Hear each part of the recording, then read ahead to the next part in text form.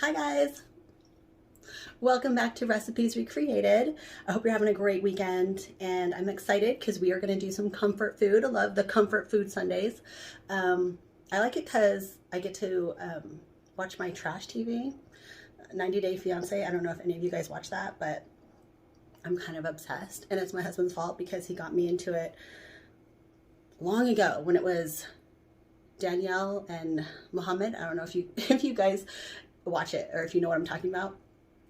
Got me hooked. So I mean, even though we all know that TLC pretty much creates the narrative, but we still kind of play along and be like, oh my gosh, what's gonna happen?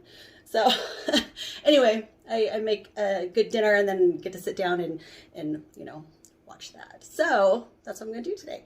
And we are gonna have chicken fettuccine Alfredo. So excited. And this is a super garlicky recipe. And I'll have the ingredients and directions and everything in the description. And so I would say if you don't want it as garlicky why? Every time, you guys, I'm just gonna have like a bloopers reel of like every time because there's always a okay, you ready? All right. So if you don't want it as garlicky, just cut down the garlic powder by a tablespoon. So yeah.